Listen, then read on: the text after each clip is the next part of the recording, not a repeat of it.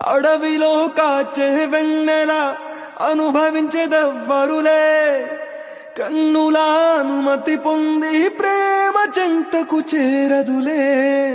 దూరాన కనపడు వెలుగు దారికే చెందదులే, మెరుపుల వెలుగును పట్టగా మెనుగురు పురుగుకి తెలియదులే. కళ్ళు నీకు సొంతమట, కడగల్లు నాకు సొంతమట, అల కడలి దాటగానే నురుగులిక ఒడ్డుకు సొంతమట.